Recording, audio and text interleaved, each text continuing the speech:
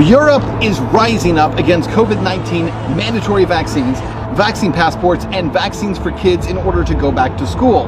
I'm Ben Swan in Madrid, Spain, where just hours ago there was a massive protest here. Tens of thousands of people turning out and saying no to those vaccine passports. We're going to show you video from here. By the way, it's not just here. We're talking about France, we're talking about Italy, we're talking about Greece, all across the continent. People are standing up and saying no. And yet the mainstream media, they're not going to cover this. We will. I'm Ben Swan, and this is Truth in Media.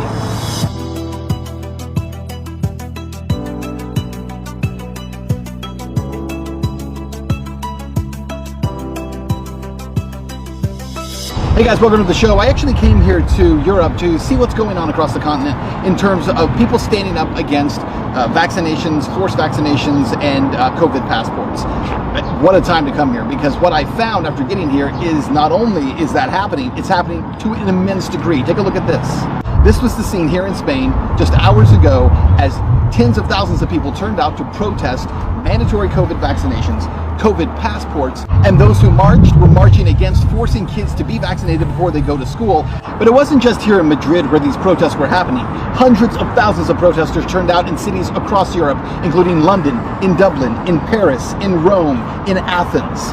Some of the most powerful demonstrations happened in France, where demonstrators actually had tear gas fired at them by riot police. Police actually pushed back demonstrators in some parts of the city, and there were also scuffles between police and demonstrators. In France, the reason for the protest in part was because of pending legislation in France's parliament that would set up a vaccine passport system within the country, as well as implement a vaccination mandate for all healthcare workers. In Italy, it was much of the same thing, as thousands of Italian demonstrators gathered in Rome, Naples, Verona, and Milan on July 24th. In Verona, thousands chanted "No Green Pass," referring to the Italian government's decision to implement a vaccine passport-like system for people to enter local fairs, stadiums, theaters, or other gathering areas. London also drew massive anti-vaccine demonstrations, with protesters once again waving flags and singing songs. Not only are people standing up, but they're doing so to the tune of hundreds of thousands. Ladies and gentlemen, this right here, this is the new global activists, the new global protest movement. But you better believe this, mainstream media, broadcast media,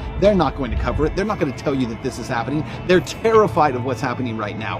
Hundreds of thousands of people collectively coming together. And here in Spain, one of the things that was being said is that if all the people come together, no government, they cannot stand against us if the people are united. That's what they were chanting here in Madrid just hours ago. And it is the idea of that needs to continue to spread across the world. It's absolutely correct. The last thing I tell you is that the languages in all these places may change, but the words do